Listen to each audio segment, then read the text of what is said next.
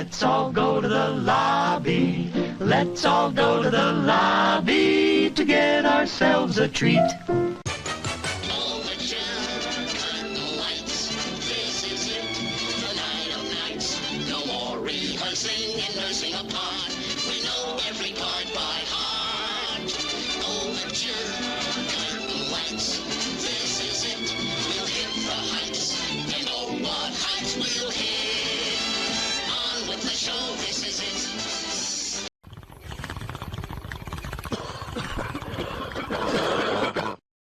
The following announcement has been paid for.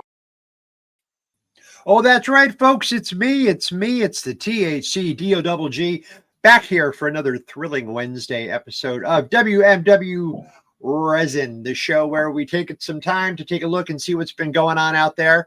With me, as always, my brother from another mother, the I to the double ZY, Mr. Izzy. Hi, how's your day, sir? How's it going? And I am doing so awesome and have been looking forward to doing this podcast here. The reason being, the gentleman we've got coming on, he helps so many guys get exposure. I'm talking about guys like Edge, Christian, Rhino, Sabu, RVD, and little old me back in 1996. I got started with this man, also known as a referee in ECW. Ladies and gentlemen, a man very influential in Michigan as well as the wrestling scene, Mr. A T Huck.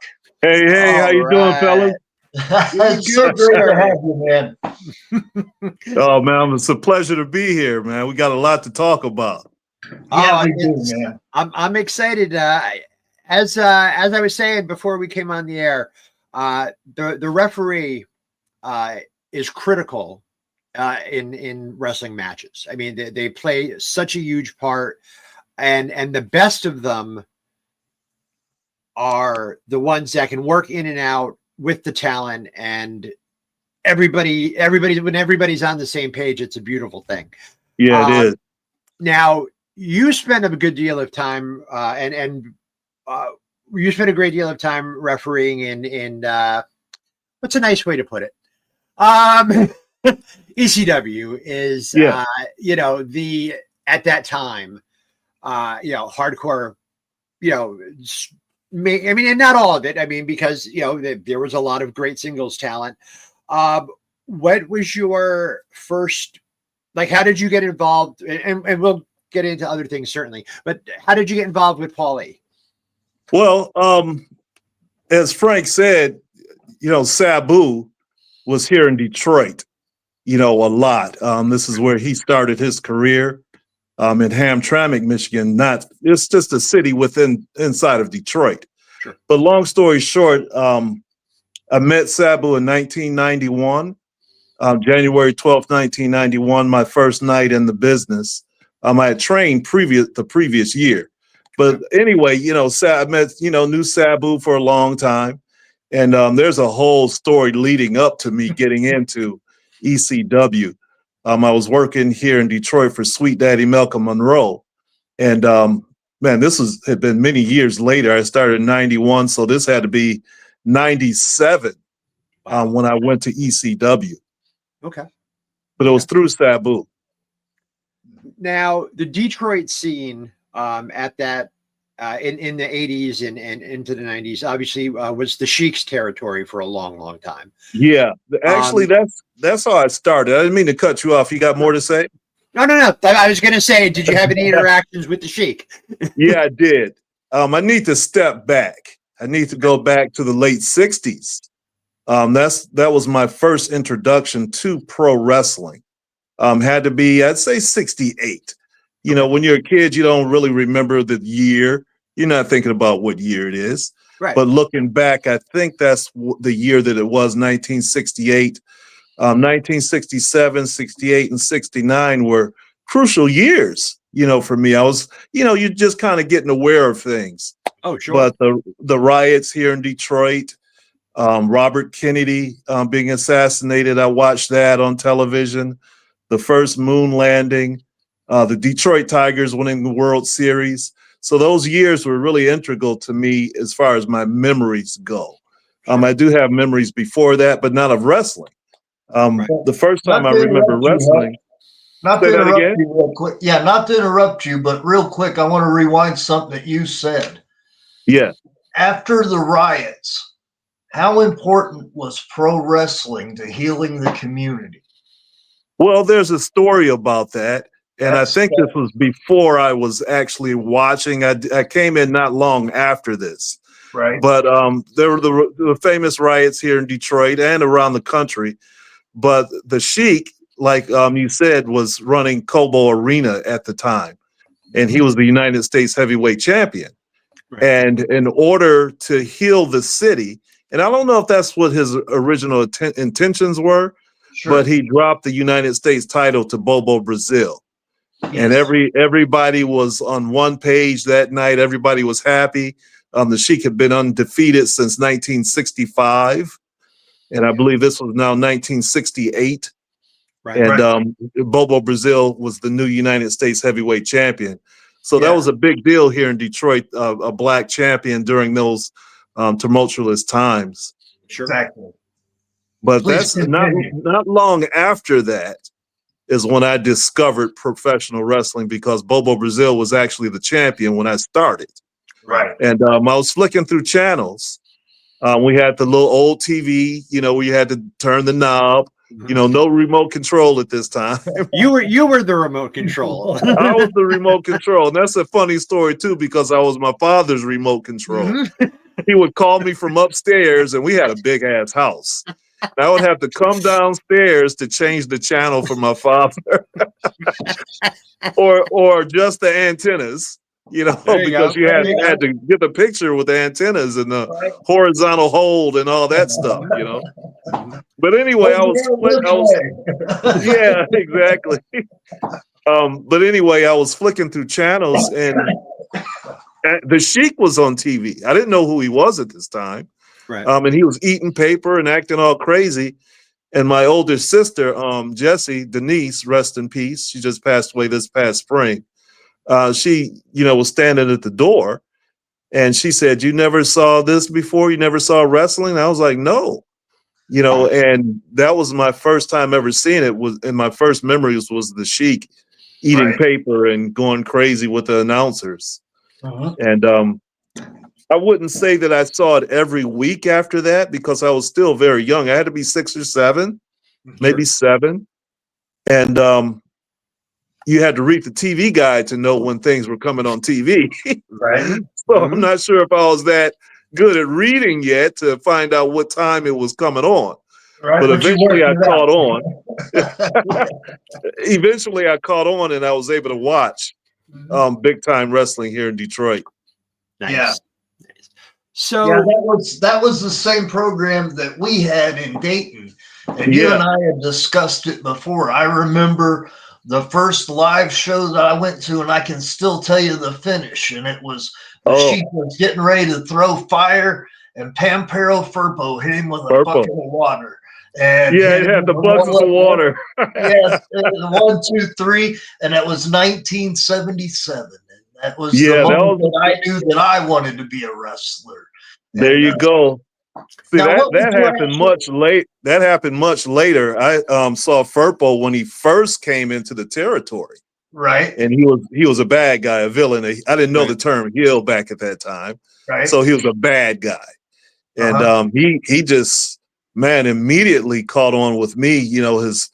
His interviews, and of course I didn't know promo at that time. sure. But he was another wild and crazy guy. I seemed to gravitate to the wild and crazy guys even back then. And Firpo was, man, he was a tornado. Yeah, And right. he came in, and him and the Sheik were allies at this time. All right. And he, at this point, it was Bobo Brazil, Wild Bull Curry, Johnny Valentine, and they were the nemesis of the Sheik and Firpo.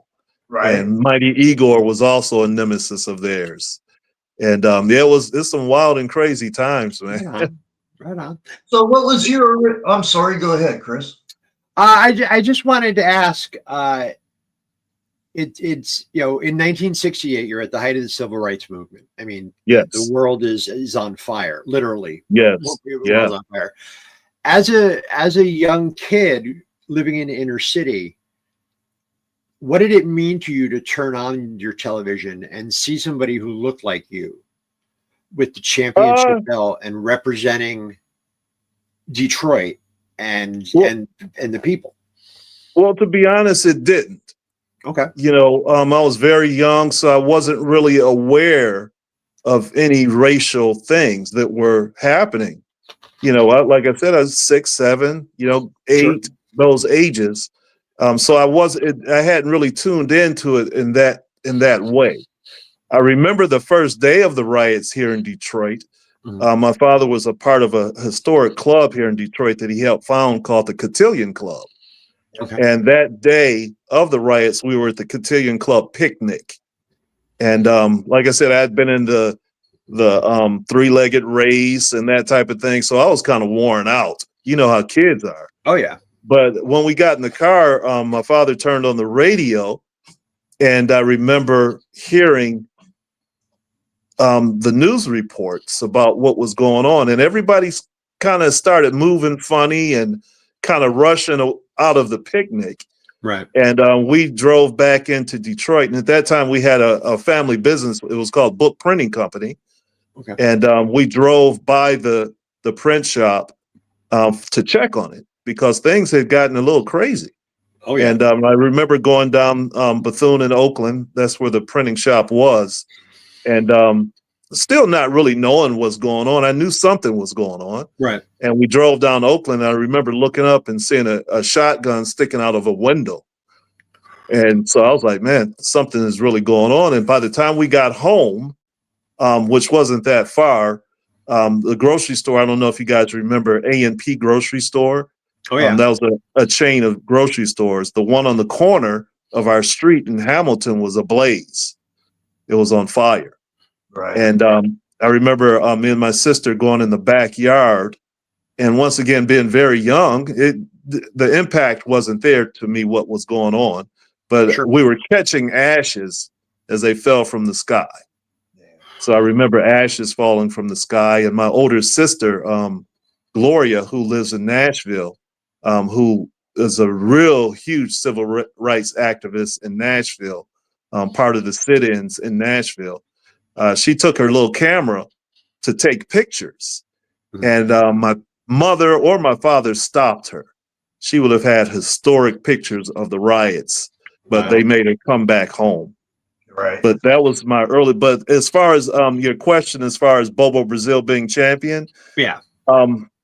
It didn't sink into me what was going on, or Right. that I knew he was black, but it didn't. That was kind of Didn't really obvious, resonate right? with me at that time. Yeah. So we're going to take a quick commercial break, and we'll be right back. All right.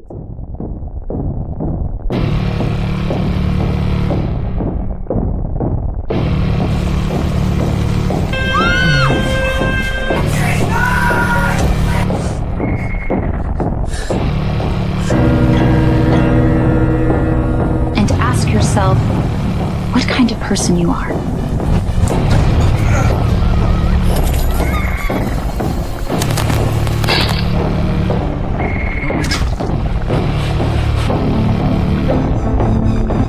Military are taking people.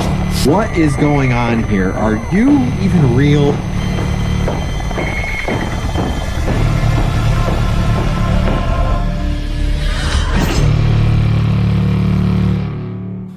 Just because the whole world is going crazy doesn't mean we have to go crazy with it!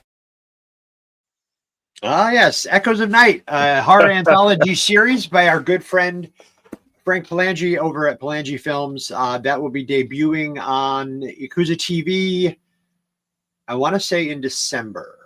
I think December. Looks good. So, yeah, Frank is an amazingly talented man. Him and I did a movie together, which is just debuting in theaters, or a theatrical debut next week. So exciting stuff. If you're a horror fan, absolutely check us out. It's what we do very well. So, Izzy, real quick, I wanted to tie in a little bit. I remember as we were talking about Bobo, and my memory of Bobo is I got to meet him, and it was probably the age of 5 or 6. And Uh, most people have no idea how big Bobo really was. He was comparable to Andre, really and yeah. truly, height wise and size wise. I was so small that I shook his index finger. And Oh, wow. yeah, that When was you were 5, huh? yeah, that Yeah. was Hara Arena in Dayton, where I had also seen you with ECW, but we'll get to Yeah. that point. We'll get to that. Yeah, I'm sorry. Go Yeah, ahead, but Chris. What was your question? Oh, go ahead. but No, no. going back a little bit, the question was about, seeing Bobo Brazil as a black heavyweight champion. It didn't, like I said, it didn't really resonate with me. I Right, was unaware of anything racial at that right, time. After the riots, we left the next morning and went up north to right. historic Idlewild, Michigan.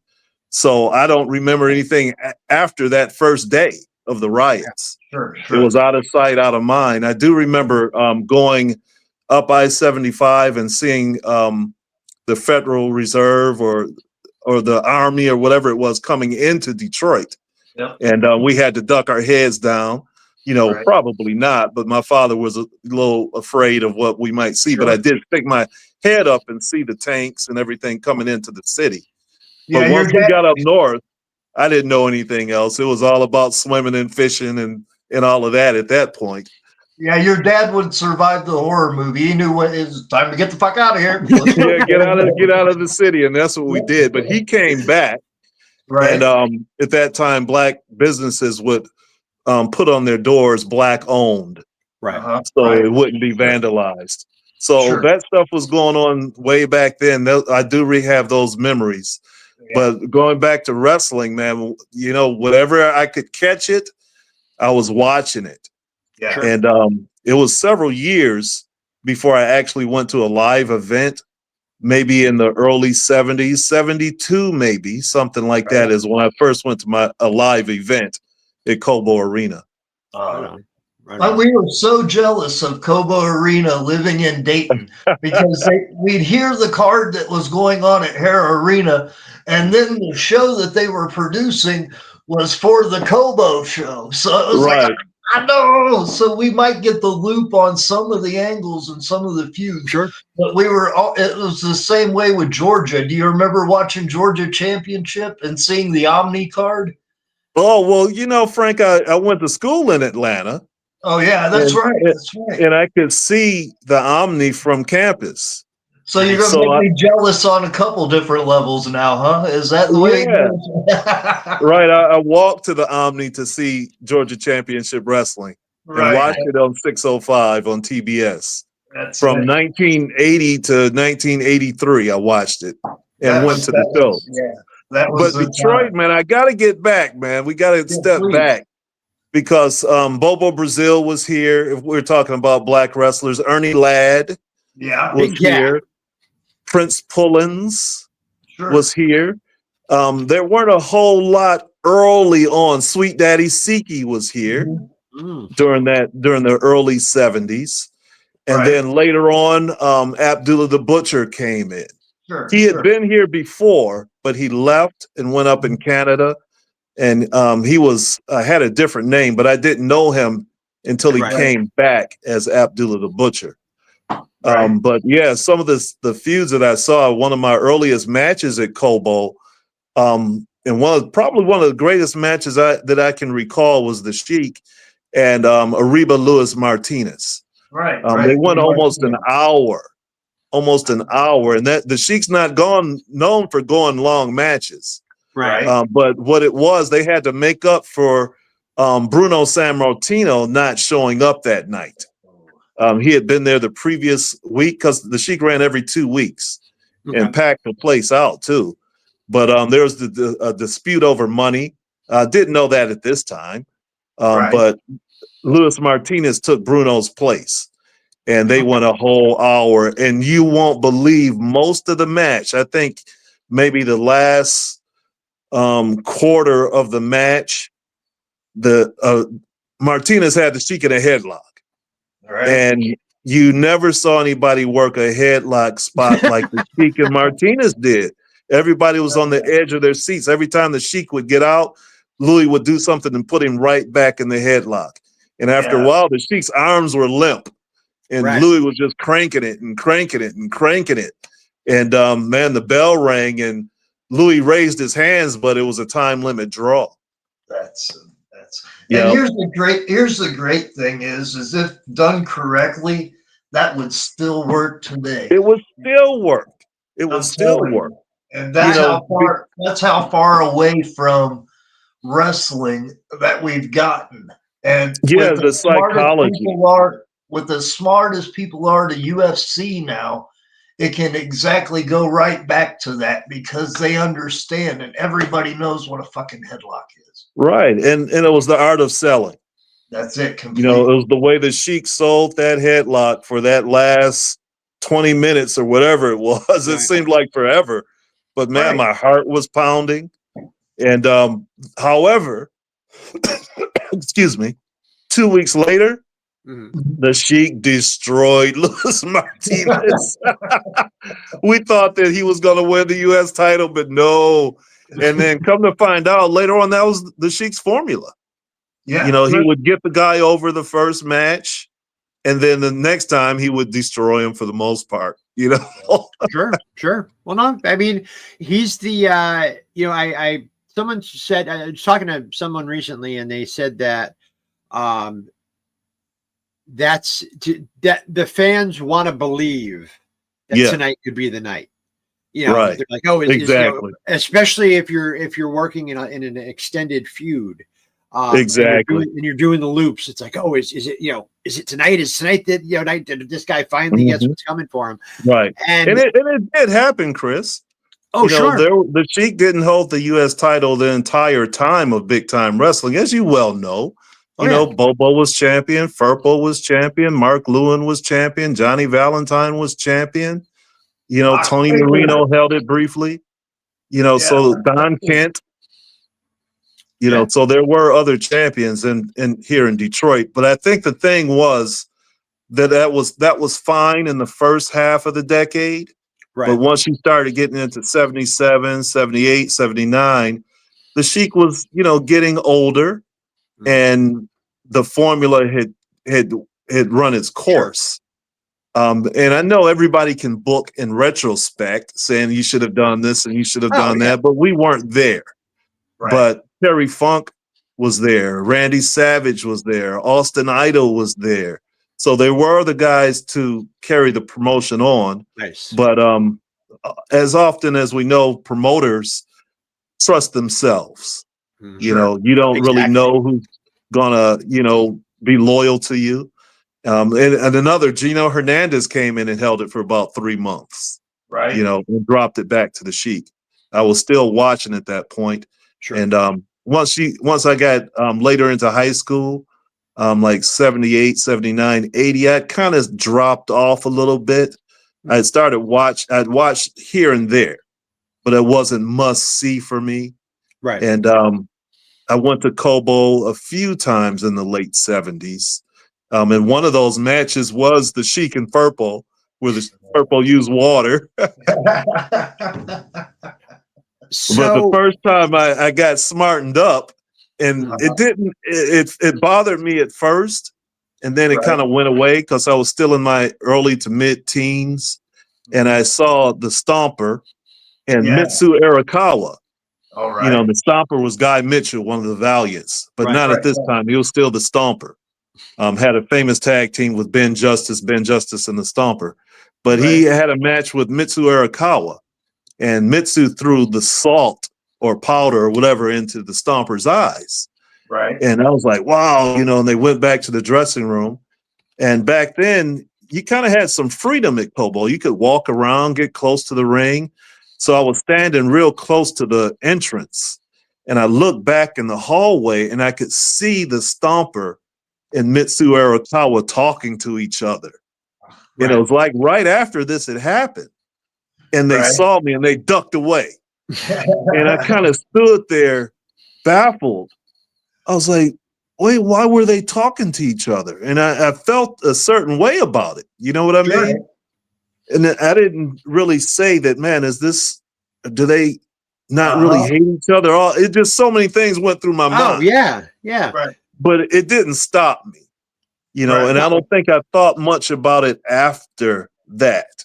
Sure. I was still a fan, but that did something to me. I was like, wait a minute now, something's going on here. Well, I grew up in Connecticut.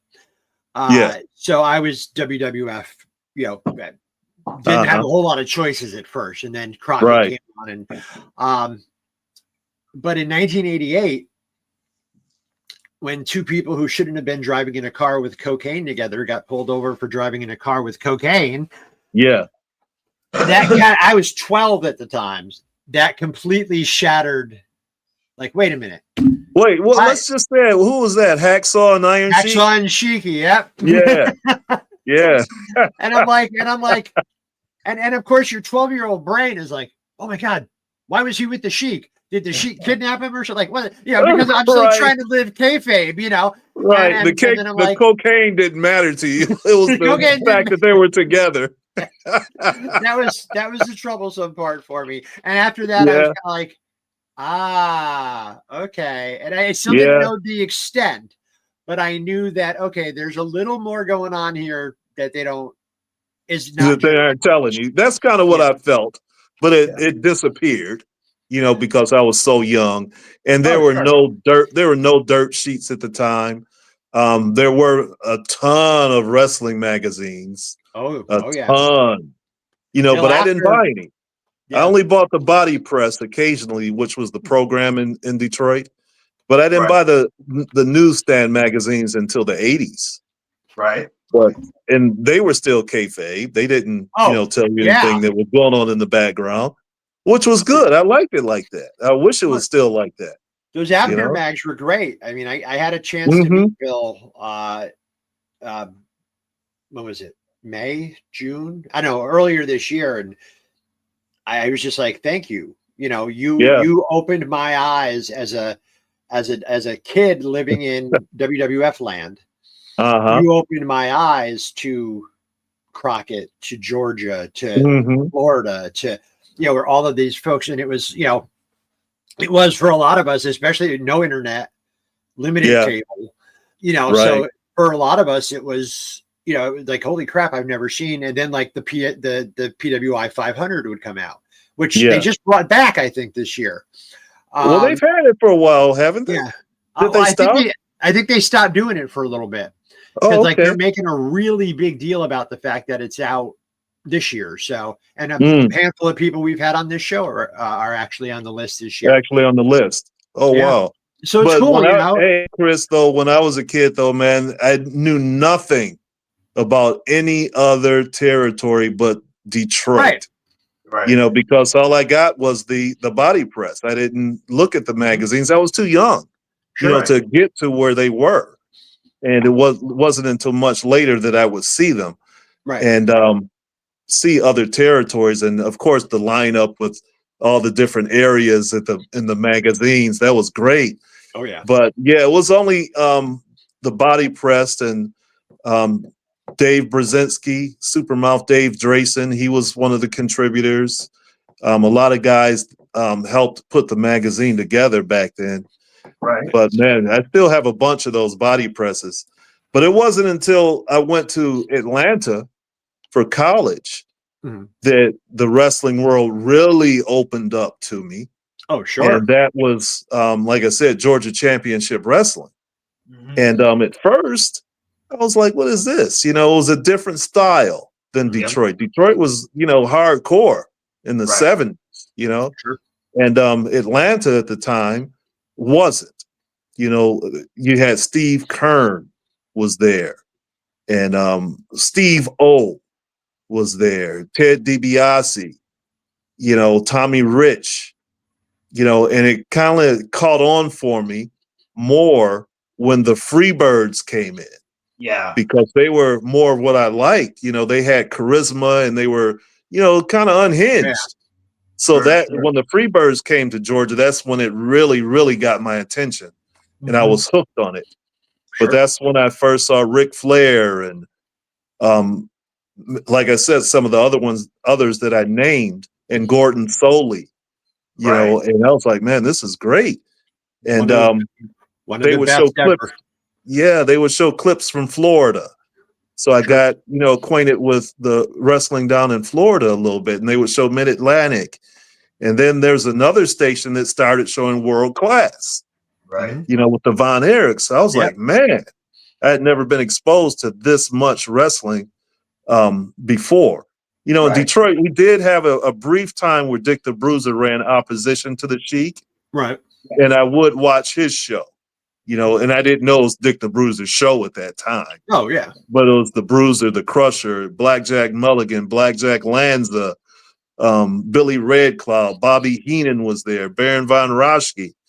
So we did have a choice in Detroit, even though they didn't outdraw the Sheik's promotion. They would get maybe 4,000 people, and the Sheik would get 9, 10, 11, you know, depending on, every 2 weeks.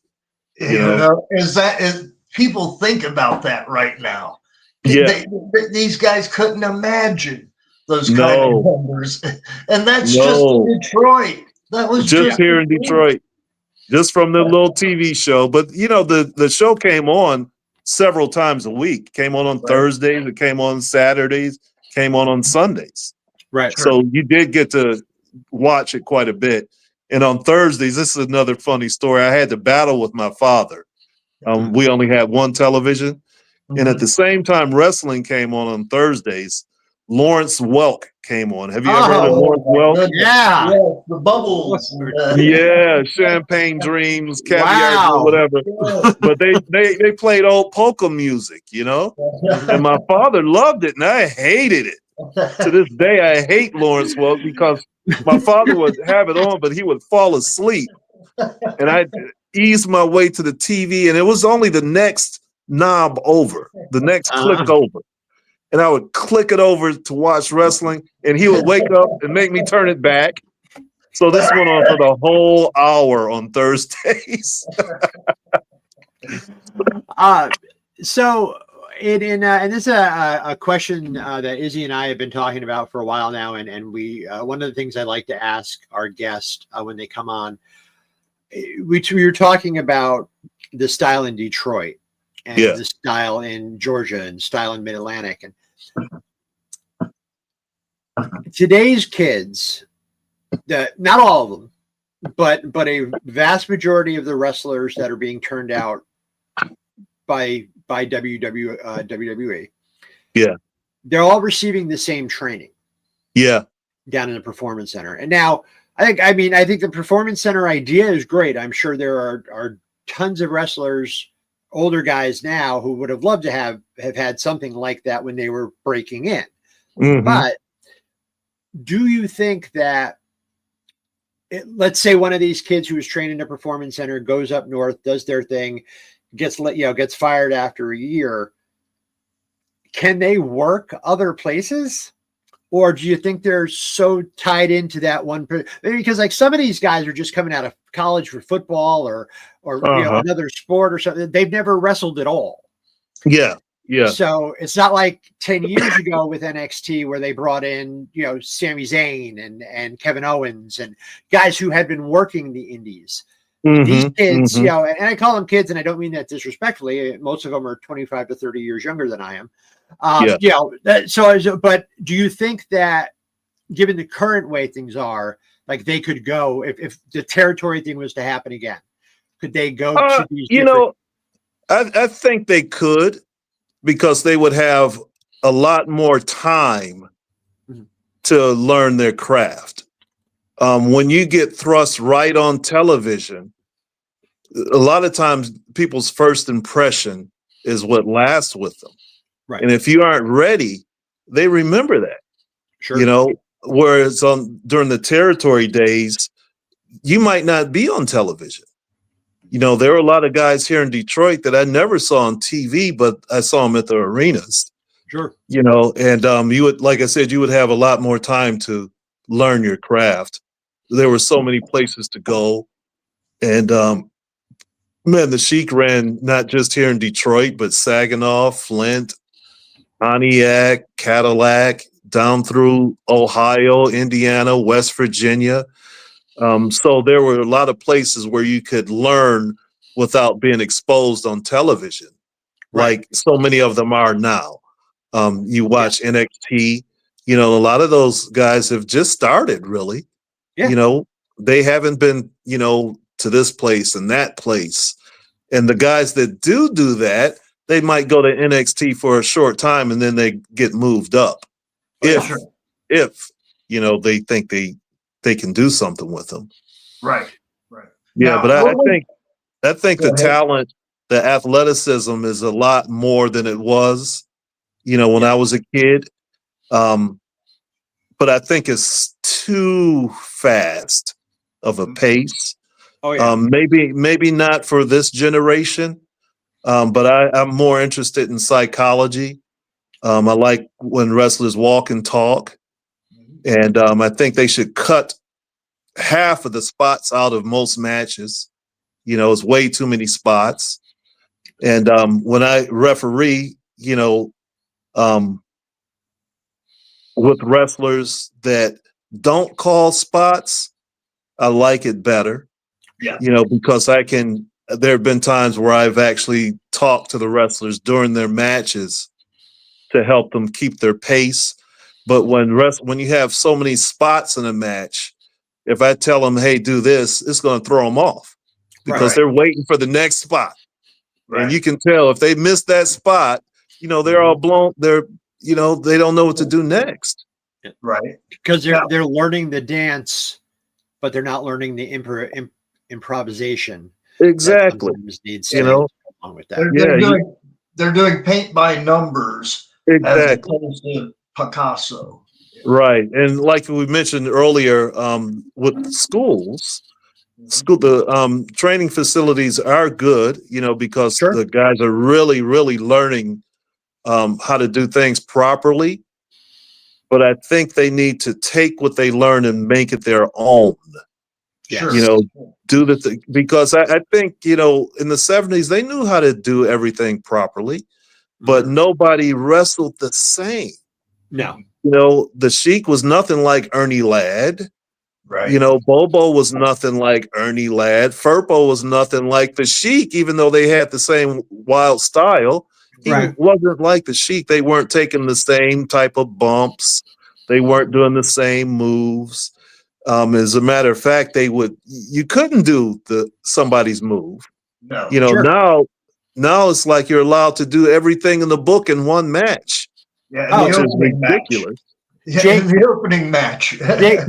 Jake Roberts gave Izzy an excellent explanation to that. Jake was asked the question, what do you think of everybody doing the DDT and then kicking out at 2? And he said, apparently I'm the only one that does it right because they don't kick out. There you go. There you go. Figure 4. All of the, you know, they don't care about a finish. You know, a finishing maneuver. You see some things that should be it. That should be it. Yeah, but they're so interested in kicking out and getting a pop, you know, from all these false finishes. When and how did the Canadian Destroyer stop being a finish? That is one of the sickest moves I've ever seen. And the first time I saw Petey Williams do it, I was like, oh. I mean, especially Petey, because Petey's only like, what, 5'8"? He's not very big. Yeah. But real quick, let me interrupt. I want to rewind while we've got the time because we talk about guys can just go through schools and whatnot. Now, how did you initially get into the business, Huck? I was at a drugstore here in Detroit. CVS, not CVS back then. I can't remember the name of the drugstore. Right. But me and my wife, we went in there and I looked and I said, hey, I recognize him. You know, he's a wrestler. I used to watch him on television. And that was Sweet Daddy Malcolm Monroe. Malcolm was never, you know, a headliner in Detroit, but he, you know, in the late 70s, he did get some TV exposure. So that's how I recognized him. And I was just going to keep going and, you know, going about my business. But my wife Esther said, hey, you should go say hi to him. And you know, and I never asked for autographs and things like that. But I went up to Malcolm and said, hey, you know, wrestler on TV. And he said, no. You can't pay me. And me at that point, I was like, okay, I don't go up to people and I know who this is. And eventually he was like, yeah, he handed me an ink pen and it had Midwest Championship Wrestling on it.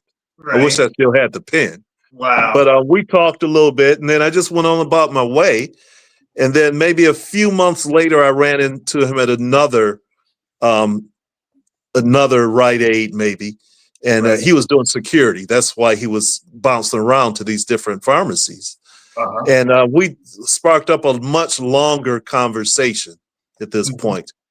And by this time, I had ideas about actually being in professional wrestling, not as a referee, not as a promoter, not as a wrestler. I just wanted to show wrestling from other territories on local TV. Me and my friend Frank Young, you remember Frantic Frank? Yeah. We wanted to get tapes from Puerto Rico and Japan and Mexico and show them on television. So I asked Malcolm, I was like, hey, what does it take to get into wrestling? What about running shows?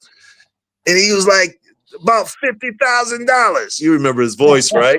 About $50,000. I was like, whoa, that sounds like a lot of money. Of course he was working me. Who's going to run a local show with $50,000? Well, that depends, baby. It depends on what you're trying to do. You see, right?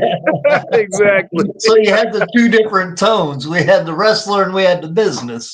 Exactly. So, we exchanged numbers because at this point I was running the family business, the printing shop. Yeah, that's where I was doing. Yeah. Yeah, we talked a little bit, and he called me up one day, and he's like, "After talking to you, I decided I wanted to start running shows again."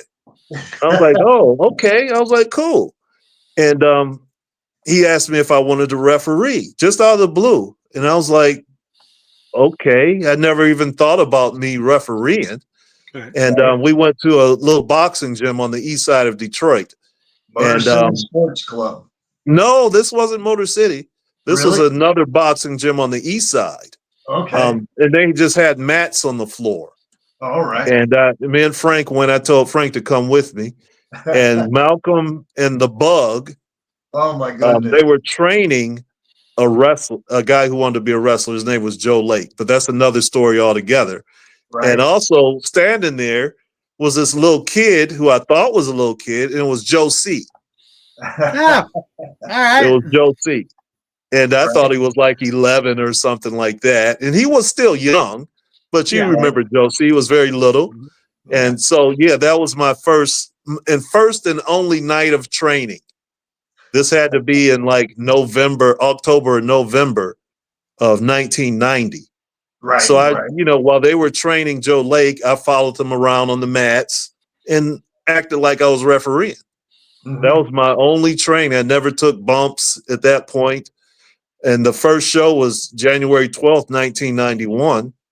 Right. And that was my, that spring or still winter at that time at Azteca Hall in Southwest Detroit. Wow. And the main event was the Sheik and Bobo Brazil.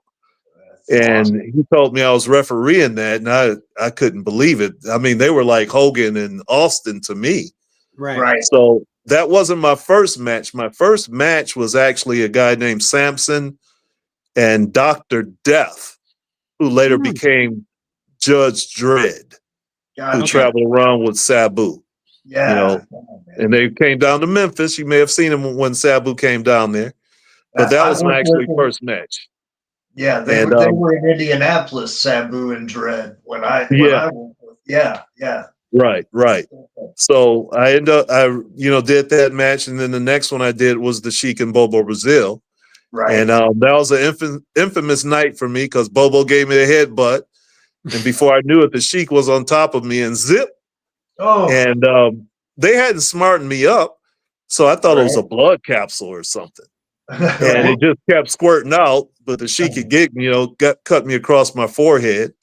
And I don't know if you can see it, but I still have a scar in the middle of my forehead from that night. Welcome that was to the only night I ever got color, ever. That one time. And I'm glad, not because I have anything against color, but it's a historic night, and that's the Right. Sheik's autograph on my forehead. Nice. All right, let's take a quick commercial break, and we'll come back and we'll talk some more about some ECW stuff.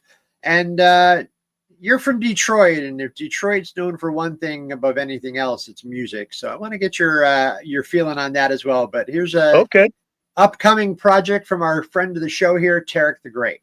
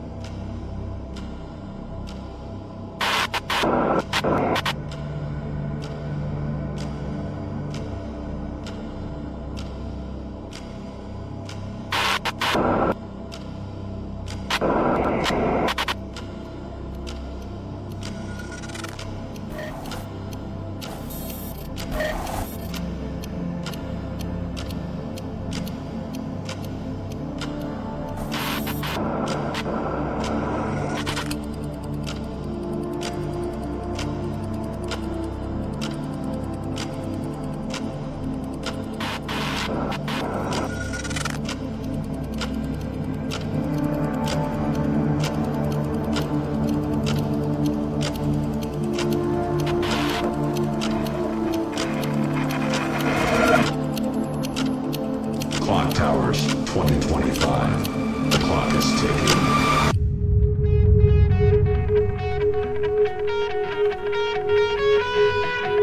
If I could see behind your eyes, inside your mind, what would I find? If I could feel inside your heart, would it be love or would it tear me apart? If you could read inside my mind, you would understand that I'm not so blind. I am beyond excited for that project. I just talked to Tarek the other day, and he is ready, man. He's ready to break through. And him and I talked, and Tarek's actually going to be hosting a show for us. Oh, wow. On the Yakuza TV network. I've got him ready to go. And we've got some really cool stuff in the mix coming up there. So that's going to be a whole lot of fun. Now, Yes, Huck is very familiar with Tarek. So yeah, I am, because you and Tarek came to Detroit with Ian Rodden. Oh, and you guys ushered in, And Madman Pondo. And Madman Pondo. You guys ushered in a different style to the Detroit area. Detroit, nobody knew about lucha wrestling, or the high flying wrestling, the way that you and Tarek brought it in to Detroit. And it really, low key and changed wrestling, because it opened up a pipeline here in Detroit with Detroit and Kentucky with the IWA. So guys from Kentucky would come to Detroit, guys from Detroit would go to Kentucky, and that high flying pace and the smaller guys, you guys were, weren't giants, but you guys kind of came in and changed some things as far as what the expectations of wrestling would become. The style that you see right now, it's all your fault, Izzy. But the difference being, and I'm not trying to blow my own horn, please don't think that anybody, but the difference being is Tarek and I were an attraction, the same, and when we were given the ball in a promotion, they understood that Tarek and I knew what we were doing. And they just, like Huck, they brought us in and they just gave us our time. And you guys know what you're doing, do your thing. And they let us run our own programs. It wasn't their creative idea. They brought us in the same way you would have brought in the midgets, the way you would have brought in women, the way you would have brought in Andre. But we just happened to be able to catch people's eye with what we were doing and gave them a reason to bring us back. And that was because of this man. So, and like I said, before you guys came in, the closest thing we had to your style was Sabu and Rob Van Dam. They were, but Sabu hadn't started doing all the things that he was doing yet. Right. when I first got in. Actually, I drove and met the Sheik and his wife near Lansing to give them videotapes of Sabu to send to FMW so they could see Sabu. Right. And I'm not sure if he ever gave them to him, but that's what happened. And then Sabu left and went to Japan. And when he came back, man, I was like, dude, look at you, man. He had the scars across his chest and everything. Before that, Sabu was unscarred. Right. But yeah, you and Tarek came in, man. And what was the other? Derek Wild? Yeah, Rick Wild. It was Rick Wild. Rick Yeah. Wild. Yeah, you brought him in. And yeah, you know, and after that, guys like Truth Martini and Chris Sabin, they followed you guys' lead. Sure. Yeah, we brought Shark Boy in. Right. But going back a little bit to this same time period is when hardcore wrestling actually came into place here in Detroit. Once again, you know, the Sheik had already been here, Abdullah, but an insane, we were Midwest Championship Wrestling. And then we found the building that you spoke about, the Motor City Sports Club. Right. And that's where things really started getting wild.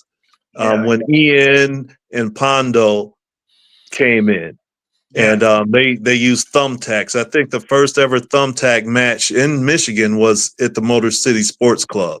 And it was Ian Rotten and Pondo, and I refereed that match. But also Bull Payne came in and New Jack came in, and Edge and Christian had already been in for Midwest, but now they were now in an insane championship wrestling. We had two promotions. Yeah, and man, the talent. Go ahead.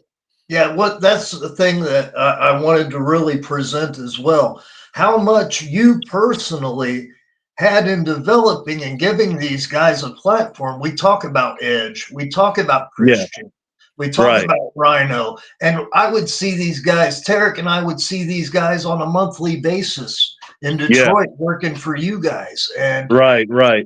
See what happened.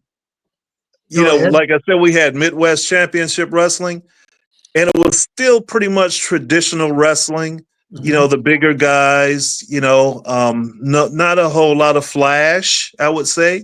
We still had some remnants of Kobo. Irish Mickey Doyle was with us. Tommy Starr, the death dealer, was with us. And me, you know, and, you know, I admit I kind of took it on my own. And I kind of said, man, we need to change some things up. I wasn't happy necessarily with what I was seeing because I was watching wrestling from other countries. Right. So I happened to go on a trip with Steve Nixon. You remember Steve? Yeah. To Canada. It was for Wild Bill Scullion had a promotion in Canada. And that's when I first saw Edge. At that time, he wasn't Edge. He was Sexton Hardcastle. Yep. Joey Legend was there. Johnny that. Paradise, who I changed his name to Johnny Swinger when he came to Detroit because there was already a Johnny Paradise. And I had the song from Kool and the Gang, Hollywood Swinger. And he had never heard it before. Right on. So I said, I want you to come out to this music, and your name is Johnny Swinger. And he kind of looked at me, but he used that name ever since. Yes, he did. And I brought them all to Detroit, and they became a mainstay here in Detroit. You know, so that was pretty cool. You know, Rhino came along later, and so a lot of guys, man. You know, like you said, you know, started here in Detroit, and I helped them out a lot. Nice. So again, speaking of Detroit, obviously most associated with the city of Detroit is Motown.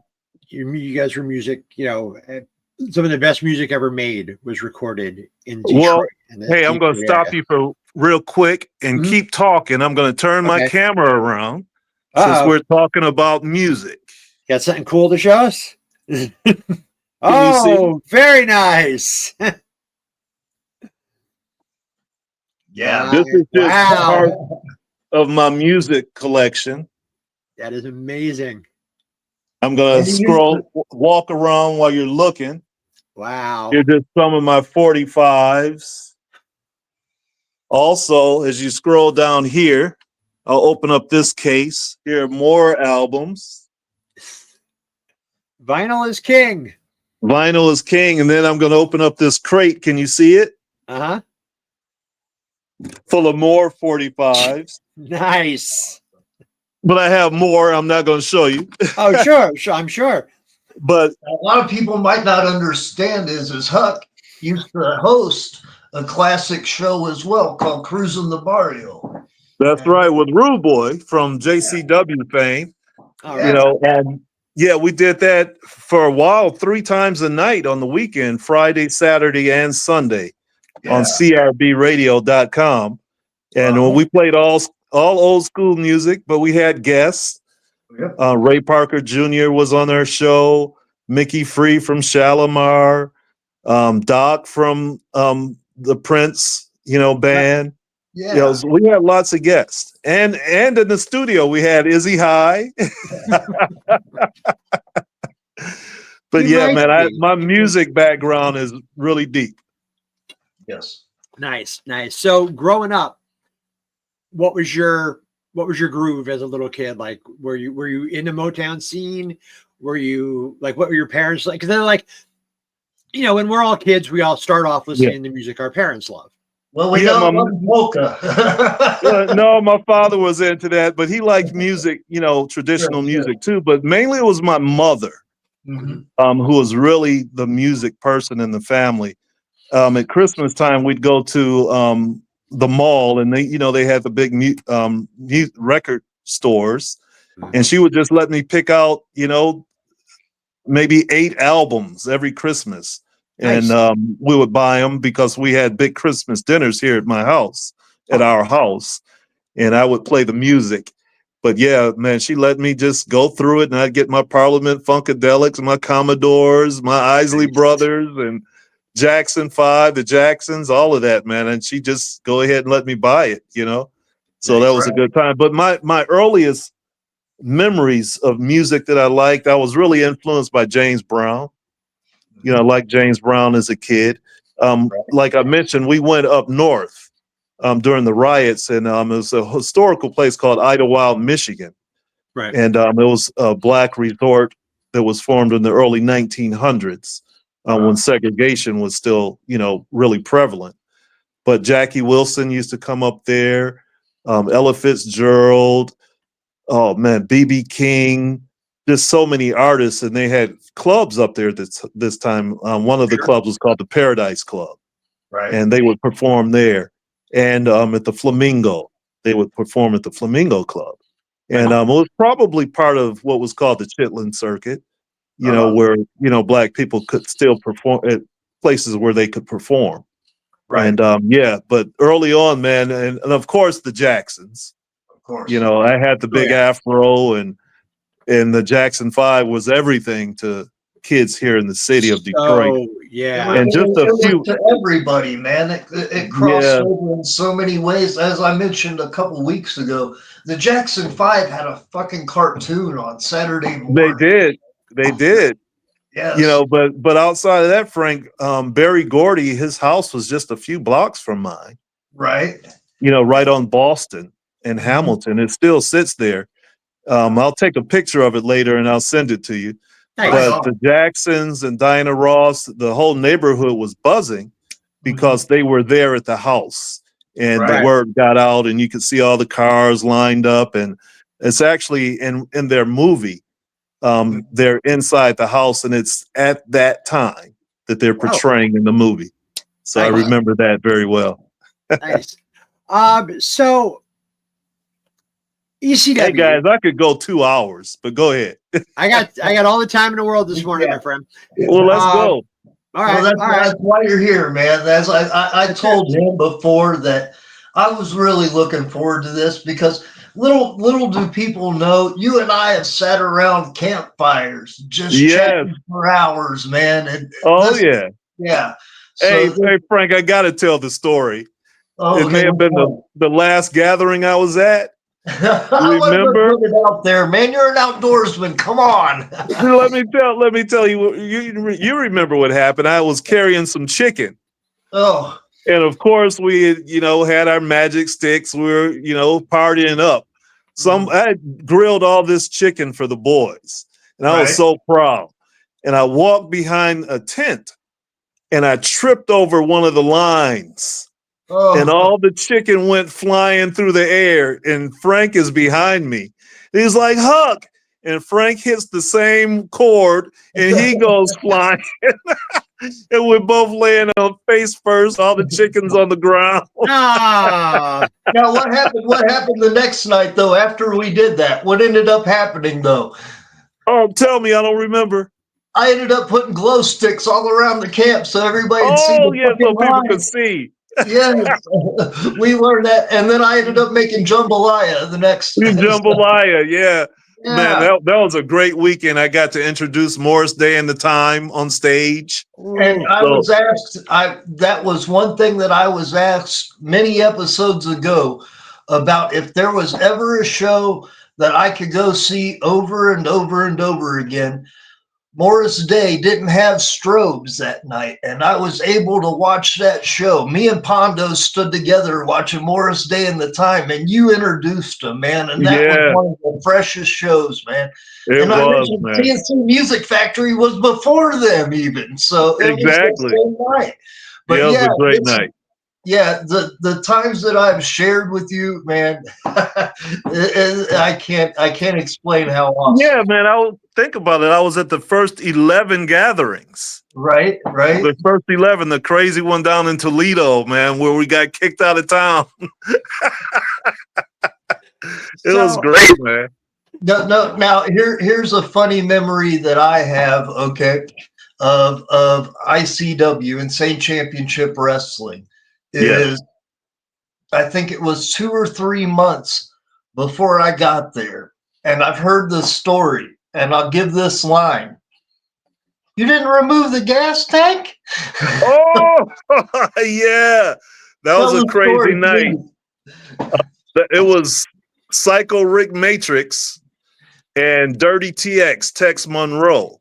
Right. And they were having what was called a back alley brawl, where the fight was outside.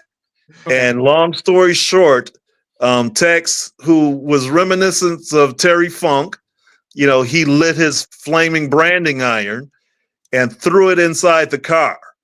And the car caught on flames. And they continued to wrestle on top of this flaming car. And after the finish, they got off the car, but we couldn't get the car under control. It was ablaze. And then all of a sudden, boom! It was like a mushroom cloud, Frank. They didn't get all the gas out the tank. I seen the video. And as I said, Malcolm's voice was, "You didn't remove the gas tank?" Yeah. That's what happened, man. But man, the neighbors, man, I feel sorry for them because smoke was bellowing into their houses. The fire department came. And there's some clips of it still. I have to find it. Now, I'll give you one more memory, and God bless him. Malcolm was somebody else who gave a lot of people a lot of breaks, man. But one of my favorite memories as well of Malcolm, and this was just how pure-hearted he was we were at Lincoln Park Community Center. And he hit the garage door with the ring truck. Yeah. The first thing that he said that came to mind out of his mouth was, "I seen something on the A-Team," and I was like, he's referencing the A-Team on how to fix this. This is awesome. Maybe that's why I never got my deposit back from the building. They wouldn't even let us swim there for free. Right. Yeah, man. But like you said, he gave so many people an opportunity. Yeah. And man, he's, his family today, the DBA and XICW here in Detroit, the longest running promotion in the history of Michigan, I believe now. Right. Their 25th anniversary is coming up very soon. And I'll be taking a part of that. Right. Awesome. Yeah, man. But man, like I said, there's so many stories, man, from Midwest to ICW, and then I started my own promotion, the IWF. Yep. and that's a story in itself because me and Malcolm had a short falling out, and that's how I ended up in ECW. You know, I called Sabu up, and I was like, "Hey, you know, what are the chances of me refereeing for ECW?" And Sabu, of course, he was like, around Christmas time, and this was maybe June or July. You know, we're going down, you know, wait till around December. And I was like, oh, okay. The following weekend, he called me up and say, hey, we're going to Philadelphia. Come on. So I ended up from that conversation being in ECW for about 2.5, 3 years. But the thing is, I only worked ECW arena one time in all that time. I never made the trip back to Philadelphia, the East Coast, but I did, you know, here in Michigan and Georgia and Florida, in New York, you know, so in Canada, I refereed a lot of those, and you know, I did TV when they would come here to Detroit, you know, and that Paul actually let me start talking on the mic, you know, which was pretty crazy. I would be on, you know, the mic referee in a lot of these cities, you know, because I could cut a promo, you know. Sure. An important match that I seen the first time that you brought me in, and you brought Tarek in with me, was a match between Hector Hatchett and the Sewer Dweller. Tell everybody who Hector Hatchett and the Sewer Dweller were. Well, Hector Hatchett, of course, is Violent J from ICP, and Shaggy 2 Dope was the Sewer Dweller. And they were wrestling each other. This was before they really hit, you know, in the rap scene. They were making music. But yeah, Billy Bill and all of them would come out, you know, with them. You know, it was a whole little group. And that's where I met them. That's where you met them that night. And they tore it up, man. They were wild. We just let them do whatever they wanted to do. Yeah. You know, which, you know, to a certain extent is cool, you know, because you get to see guys' creativity and do their own thing, just like you and Tarek. So Violent J or Hector Hatchett at the time, you know, they went out there and did their own thing. But they had been running their own shows too at this point. You know, so they were, you know, untrained. But, you know, after you've been in the ring for so long, you are trained. You know, because there weren't schools all over the country back then. Wrestlers learned how to work in the ring. Yeah, and that's what they did. Coming out real soon is going to be a book, I understand, that they're doing with Sean Oliver, actually, and talking about the creation and their background in wrestling. So shout out to those guys. You know, really and truly, we've had a lot of fun with those guys, man. Yeah, I supplied them with a lot of photos, and programs and everything that might appear in the book. Nice, very nice. Yeah. So they the timing for them, I think, was really good. And I think that because the first album came out and they were building their buzz and people were paying attention. And then Vince called, and you know, I guess I don't know if he knew that they had been wrestlers or that they had run. I think, you know, or just because for the oddities thing, they were perfect for it, and the song was perfect for it. And for a lot of people, that was their first exposure to ICP. And I think that the wrestling crowd, especially once they found out, oh, hey, these guys, you know, have their own promotion and stuff as well. It all kind of came together at the right time for them.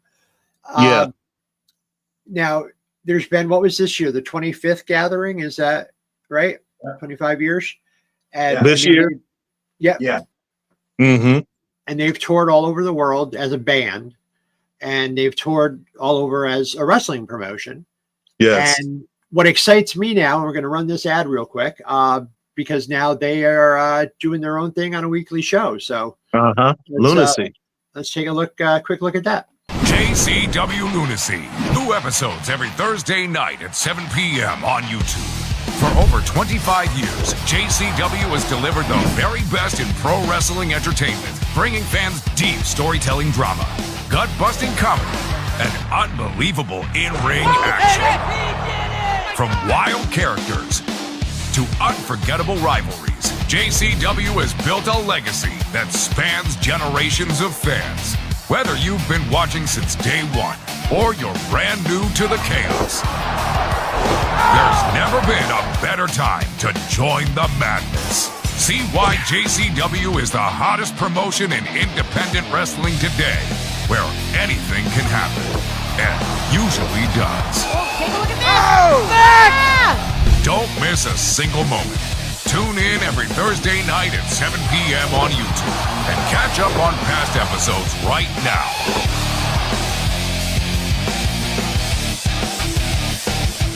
JCW Lunacy. It's more than wrestling, it's a way of life.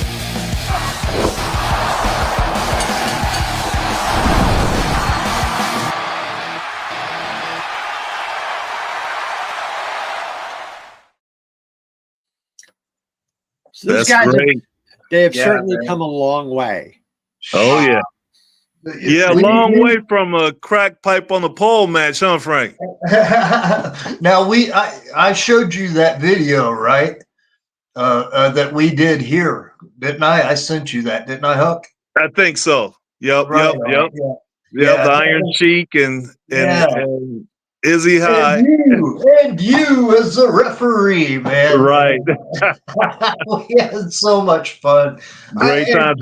And they actually showed that on that movie Sprung, right? Yes, fun, yeah. With Mickey Rourke. Yeah. Yeah. Very cool. He was watching that match. Yeah, and it is so awesome again to have you and to be able to share these memories and to the word that I think so many people have lost in this time, in this timeline, is gratitude, meaning grateful in attitude, okay? And so many ways people never actually get to truly hear the gratitude people have because they're dead when people are sad. And a big mission of mine with this as well is to be able to show gratitude to people like you who made it possible for Edge, for Christian, for Rhino, for Violent J, for Shaggy Two Dope, and for two guys from out of Ohio that shouldn't have even been in the business in some people's mind, Tarek the Great, the American Kickboxer. Yeah, And that's for without sure, you- man. And without you, guys, again, like Necro Butcher, like Pondo, like Too Tough Tony, these guys wouldn't have had the spotlight as well. And it was because of you. So really and truly having you here is my way of saying thank you and giving you your flowers, man. If nobody else has said it today, or thank you, Huck, because it really means a lot to me, man. Thank you. You're about to make me tear up, Frank. Yeah, man, I do appreciate it, man. I appreciate you. Thank you for having me on the show.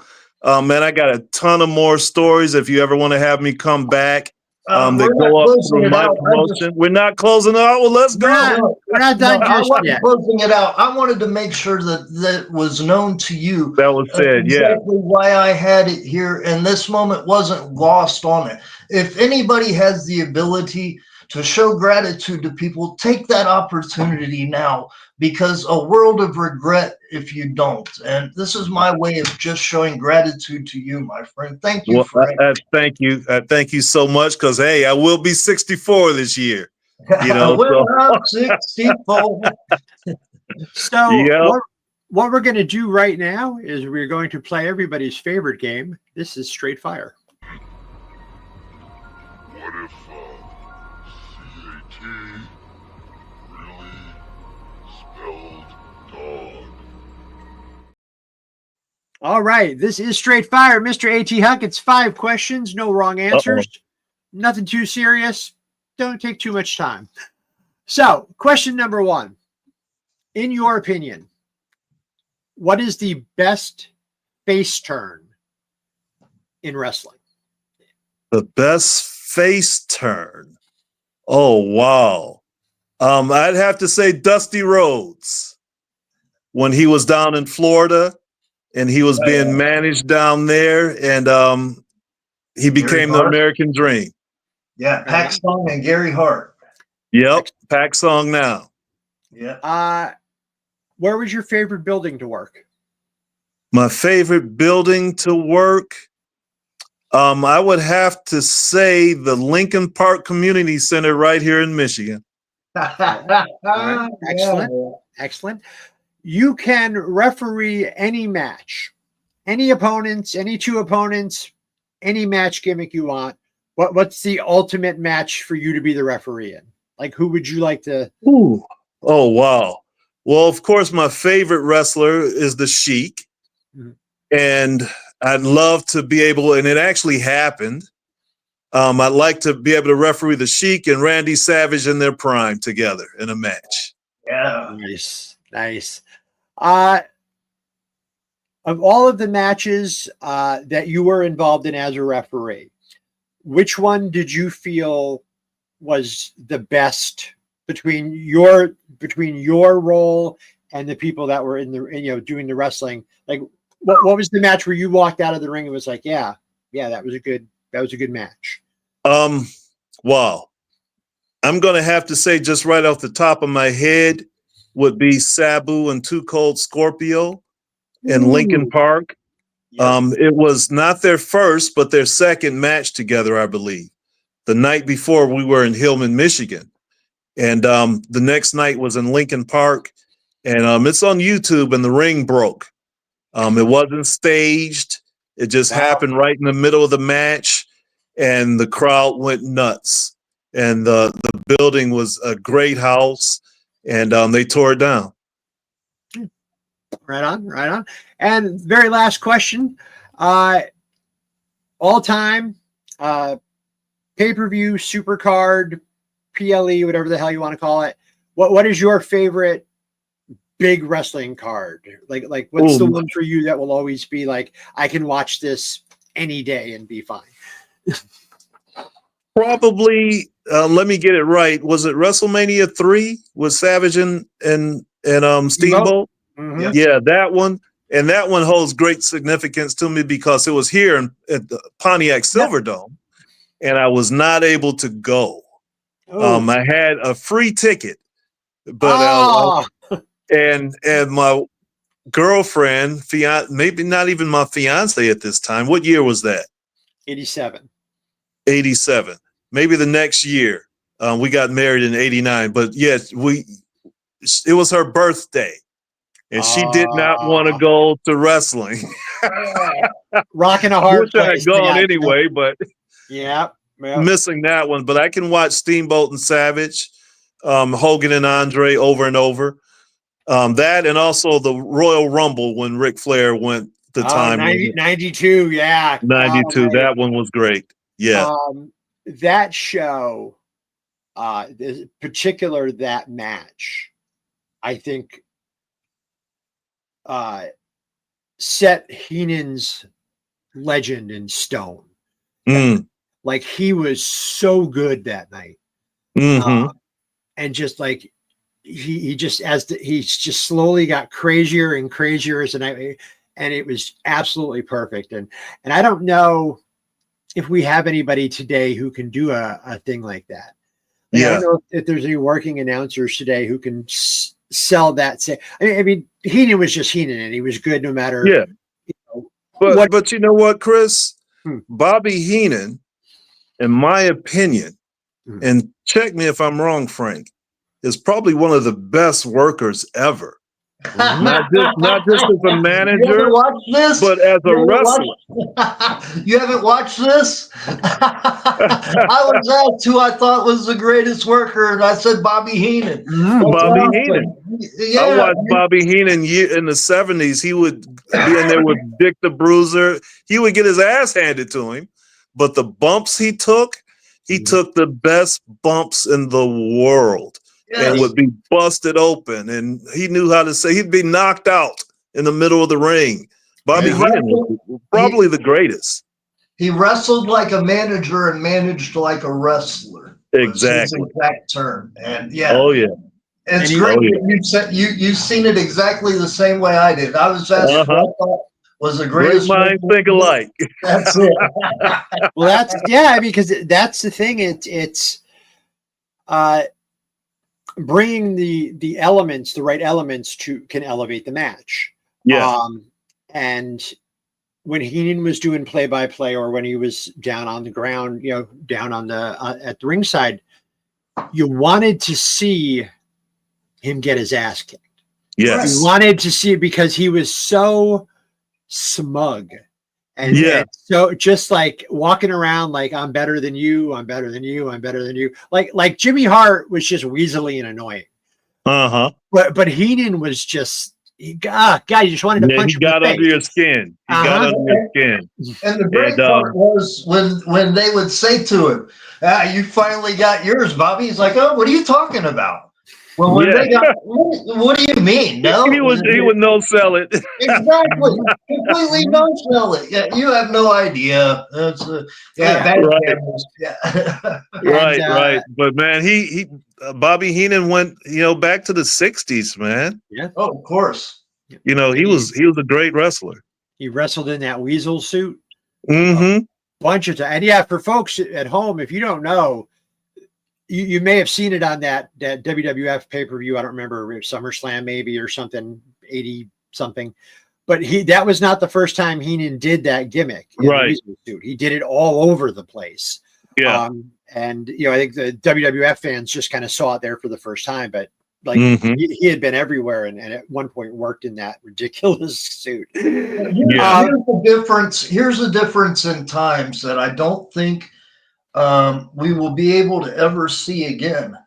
Bobby Heenan had an 8th grade education, and dropped out of school to take care of his family, and started out just selling Cokes at the arena, and then he'd go and he'd wash your Sheik's car, and then he'd come back. And that's how he got started, just as I said, with an 8th grade education, taking care of his family. And I don't think that those kind of opportunities again present themselves in a way now in our times. No, that was really paying your dues, man. Yeah. He didn't go to the performance center. No. Nope, not at all. Not at all. But, you traveled an honorable mention as far as matches go, and I do have to say it because it's probably on my Mount Rushmore, was Ric Flair and Ricky Steamboat. Was it Nashville or Memphis? Nashville.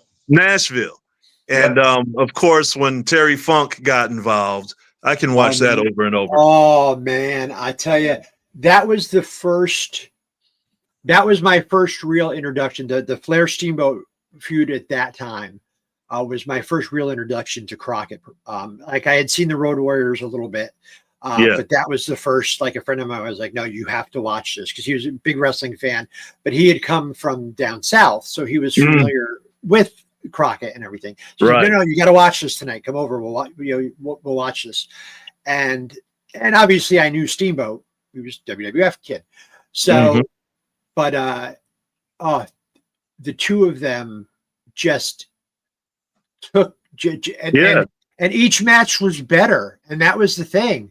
And then the way they ended it with Funk, it's like boom, out of one feud immediately into another. And the match was so great. And then the after things that went on with Funk was great. Man, I watched that with a non-wrestling fan. And they were like, wow. That was something. That was great. So that's another one for me. Obscure fact from that show is Great Muta versus Doug Gilbert was on the undercard of that. Oh wow, that's right. I forgot about that. Muta changed the business. Good God. Oh man. The first time Taboo changed the business. The first time I saw Muta come out, with Gary Hart was managing him. And I'm like, who the hell is this guy? And I'm looking at, and he's quick, and he's doing drop down, and I'm like, okay, this is really interesting. Right. And then he went upstairs and he hit that moonsault, and I was like, what the that was it?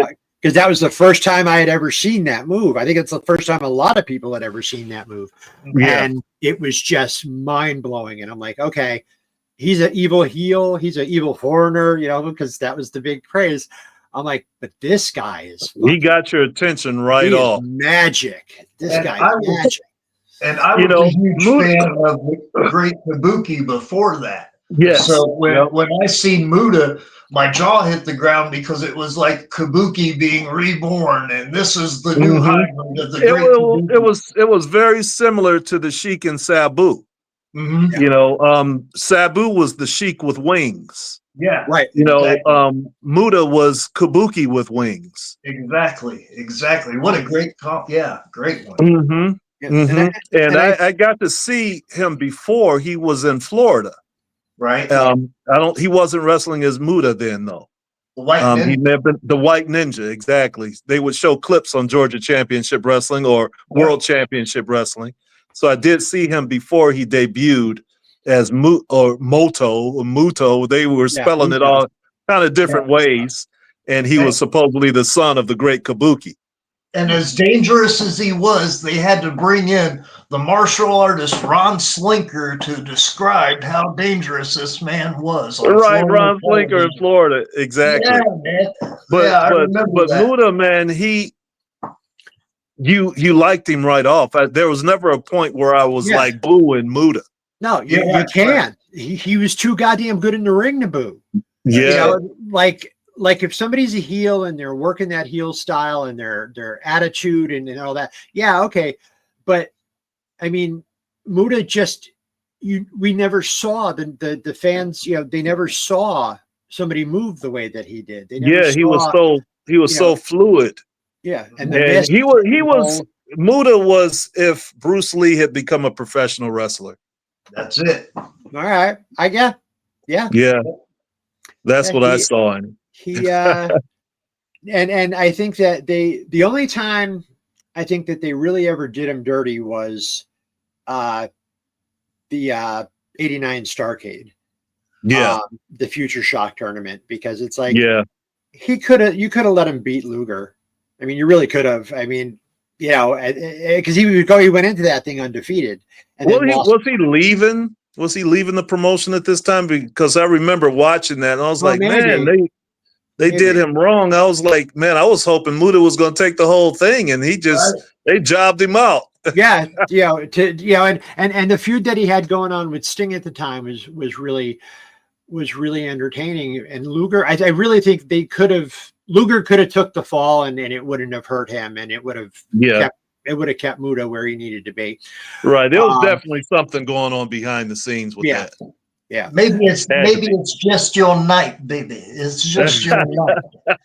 That paper, I actually, that a lot of people don't like that Starrcade, but I've always enjoyed it. I was a little disappointed when the Skyscrapers couldn't make it because old Sid had gotten into that fight with Arn. Wow. Well, you know, but we talked about before that was such an awesome concept, and we had we never seen it again, and I still think that kind of concept would work. You know, they kind of killed it with like the not the King of the Ring tournament, but like the WrestleMania that they did the tournament style. I think they almost killed it. How long that was. It was 2 discs. It was 2 discs, by God, or 2 VHS tapes. It was so long, but and a lot of I think that concept would still work if done correctly. Oh yeah, they could do a lot of things. Just like with we were talking about Bobby Heenan.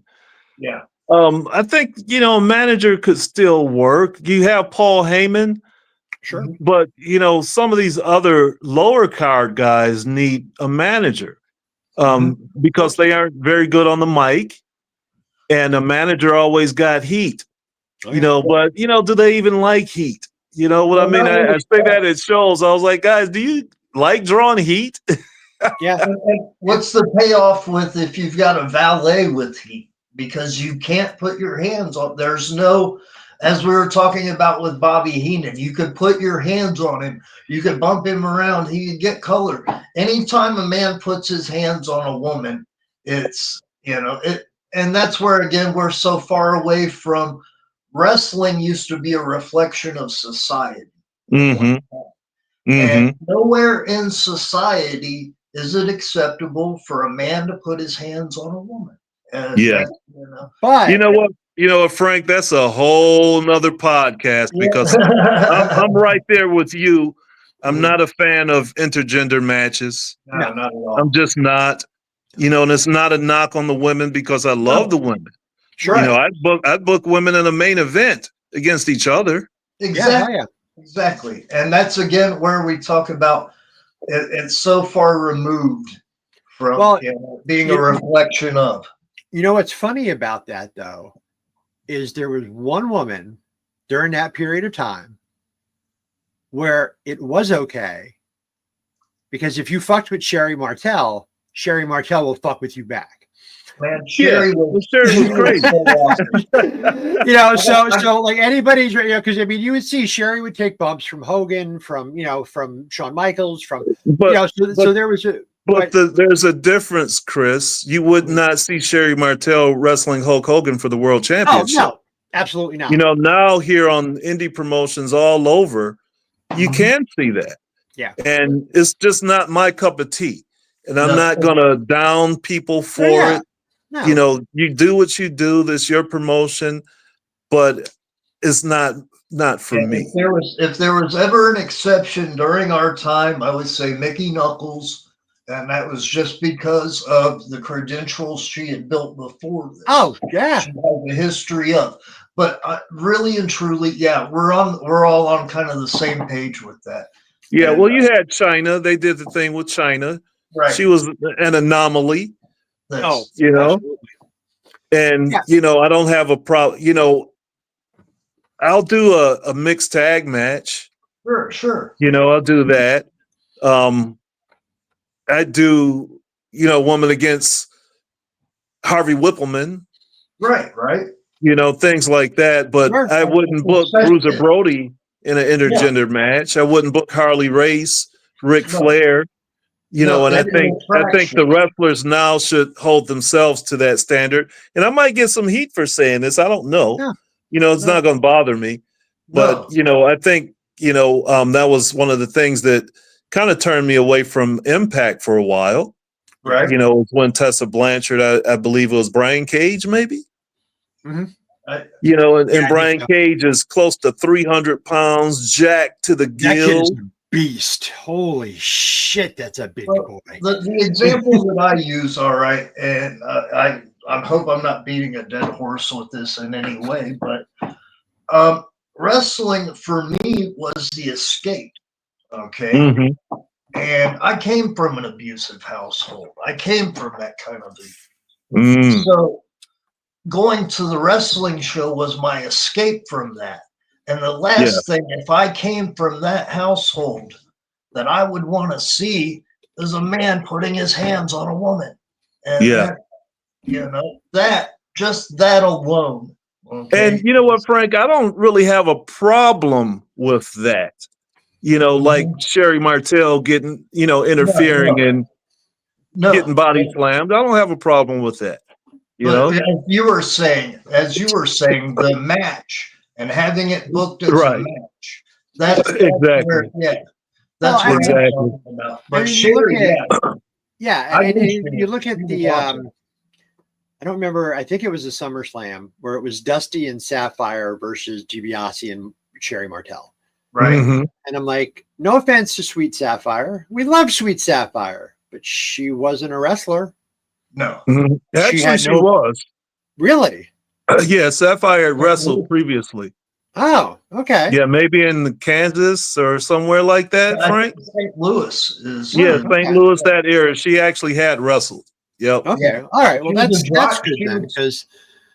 Yeah, she was a driver as well, if I remember, for the territory. Yeah, they didn't just pluck her off the street. Oh yeah, I figured there was some connection somewhere, but no, okay, that's good because I was like, wow, that would be. But see, once again, that was a mixed match. It was a gimmick match, and that was acceptable. Sure, however, like I said, Sherry Martel wasn't going to go in there and wrestle Bruiser Brody. No, absolutely not. But nowadays you will have something similar to that, right? And it's just not my cup of tea at all. No, it's a it's a weird thing with that and with wrestling, because sometimes, and I don't know, I mean, it was god awful gimmick to begin with. But like back when they did that whole thing with the kid from the Headbangers, where he went from being Beaver Cleavage to like, oh, he's stalking me and he's beating me. And it's like, yeah. And it was like, okay, that's really uncomfortable. Like, I don't need to be, and I'm a horror writer. So, you know, my comfort level is very different than other people's. But I'm like, why are we doing a domestic violence? First off, it was just Mosh. And no offense to Mosh and Thrasher, the Headbangers are a great tag team. They're a great tag team. Individually, you know, so why you take them out of that ridiculous pseudo incest? I guess what that gimmick was. I don't know what the fuck it was supposed to be. I don't think they knew either.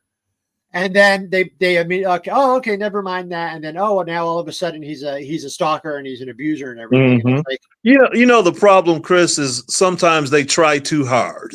Yeah, right. You know, you don't have to do some of the things that you do to get people's attention or to get them to watch wrestling. You know, sometimes they just want to cheer and boo for the good and the bad guy. And I think it should go back to that. I never know it's not going to 100% go back to the way it was, but when I book, and I'm still booking shows for Rude Boy in International Big Time Wrestling, it's about the title. It's about winning the championship, and that's how I like to book. Right. You know, it's about winning and moving up the ladder and winning the gold. Your purpose as a wrestler should be world champion or U.S. champion. That should be the focus. Yeah. Otherwise, what the hell are you doing here? Yeah. just taking up space and you know, and I get it. Well, I guess what I'm saying, you know, they focus on relationships, boyfriend and girlfriend, that type of stuff goes on now. You know, which, and I don't think it's going to go back in the box. It is what it is now. You know, but the main focus should be for the title. Yeah.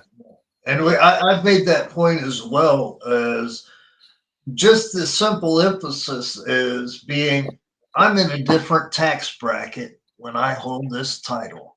So what would you do to be in a different tax bracket? And it's that fucking simple, and that's how far away we've gotten from it. Yeah. It's nice to see. We were at a show. I was at a show down in Florida a couple months ago for Veterans Pro Wrestling. You know Gary. Yeah, you know Gary. And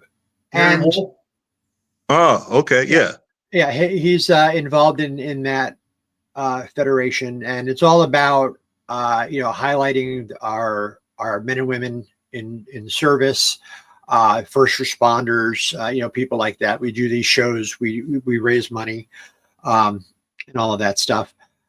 But the best part about it was, and I've been going to wrestling shows since I was like 8 years old. I think my first show was at the New Haven Coliseum in Connecticut, which is now a parking lot.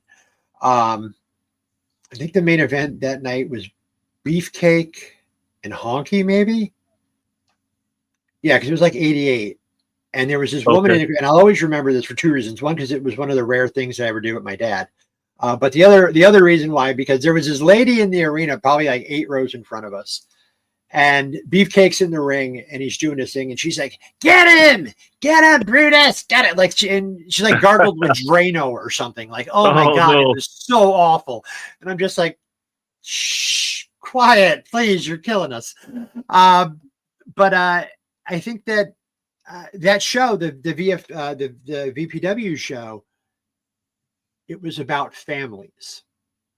It was about regular people coming to see wrestling because that's what regular people have always done.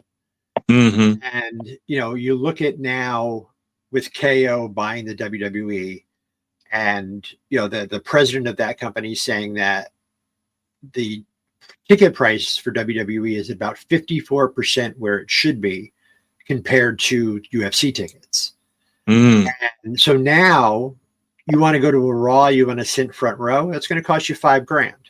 That's crazy. Who the hell has that? The WrestleMania packages for next year, $70,000 for VIP experience. Who's affording all this? Not the regular people. Yeah, I had made the example the other week that when I was a kid, I mowed lawns or I shoveled snow to be able to pay for my wrestling tickets because my family didn't pay for that type of stuff. I couldn't imagine being a kid right now trying to pay for fucking wrestling. That's a lot of friggin' lawns, man. You can mow lawns from here to. Wow. Hey, man, back in the day, ringside may have been $8 at Cobalt. Exactly. Yeah, that's exactly it. And I don't know what $8 compared to now is, though. What's the equivalent? Well, I can tell you, like the VPW show that we did, ringside, our first row was 25, and then everything after that I think was 15. And kids under a certain age were free. But it felt like wrestling used to feel. Yeah. There were clear good guys and bad guys. There was, I never thought I'd live long enough to see the Russians come back as an enemy. So I was very excited about that because we've got this gimmick building between the Star Spangled Butt Kickers and the Russian Mafia guys, and it felt like the old days. Yeah, and the kids were running around and they were having a ball, and there was giveaways and prizes, and a bunch of the kids won lightsabers, and then there was this guy who was dressed like Darth Vader there, and they were all out lightsabering in the parking lot with the little kids. And it was just, I left that show and I was like, that's what wrestling needs to be again. It doesn't need to be, I don't need to pay. How's the attendance? We packed the fucking place. Which is we could not fit another chair in there. It was somewhere between 300 and 400 people. Okay. In a veteran. And you said $15 was 10 or 15 for everything that wasn't ringside, like first row ringside. Yeah. So man, I was charging 15 in 2001. Yeah. And we had who was there? Now hold on a second. Now give a quick rundown of just a few of the guys that you were booking in 2001. Now understand, as I said, I started with him in 96. And the guys that were there were Edge, Christian, Rhino. So in 2001, just give a small little rundown of some of the talent. Sabu was on the shows. Rhino, Corporal Robinson, Too Tough Tony, Cash Flow. And shout out to Cash Flow from Tulsa Kings, man. Good job. Yeah. Man, but through those years up into 2009 CM Punk. CM Punk, Colt Cabana, Nigel McGuinness, Daniel Bryan were on my shows. The list goes on and on. The Backseat Boys. Yep. Man, Frank, it was just so many. Of course, Necro Butcher, and Pondo were coming in still. Yeah, man, Steve Carino. But yeah, my emphasis being is we're talking now, this is 30 years that I've been associated with you. Yeah. And the talent that you've been involved with from that time, even up to this day. Yeah. You're still doing it. You're still developing talent. And bravo to you, sir. Yeah, trying to, man. It's difficult though. Because, like you said, the ticket prices compared to the WWE, we might still be $15, like you said, Chris, but they're willing to pay tons of money to go to WWE and AEW. Right. And the independent promotions struggle. Because you said, that's why I asked your attendance. You said 200-300 people. That's great for an independent show. Yeah. But man, every 2 weeks the Sheik was getting 10,000 people. And it's hard to get 200 once a month. Right. Every 2 months. It's hard to get a crowd like that. Right now, if a promotion had 1,000 people every time they ran a show, they'd be happy. Oh yeah. Oh yeah. Mystique went out of business at 3,000 people back then. Think about now, right? Yeah. Yeah. So Yeah.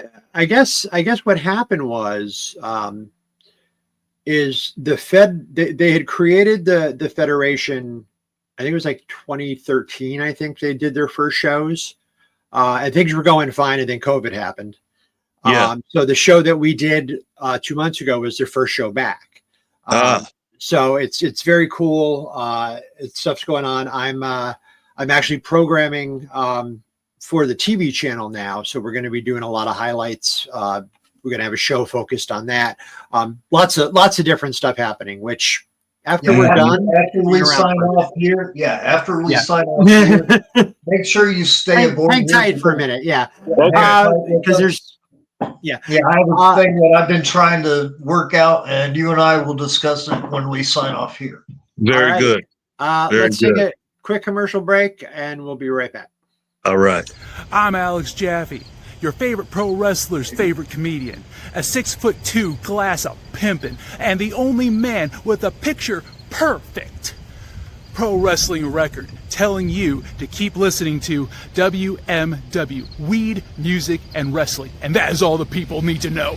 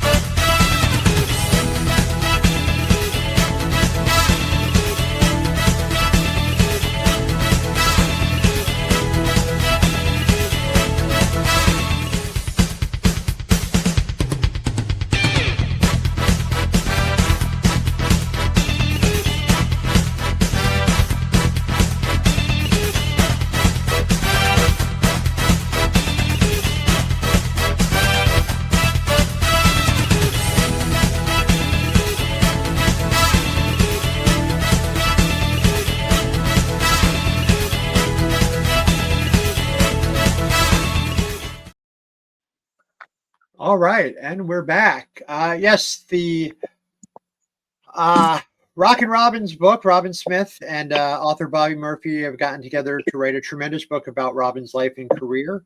After we went to print with it, Robin decided there was a whole lot more story she wanted to add. So we pulled it out of print, we're redoing the book, but they're doing a killer job there. But the thing that's funny about that ad is when I played that for Robin for the first time, she's like, oh, that's great. She's like, that's a really great piece of music. Where'd you get it? And I was like, well, from what I understand, it was your ring entrance music. And she was like, I've never heard that song before in my life. I'm like, oh, okay. So, but the internet is weird sometimes, because I looked and you're like Rockin' Robin theme music. And I'm like, okay, great. Nope. She had no idea. Wow. Rockin' Robin, she was the sister of Jake the Snake and Sam Houston, right? Yes, she is. Yes, she is.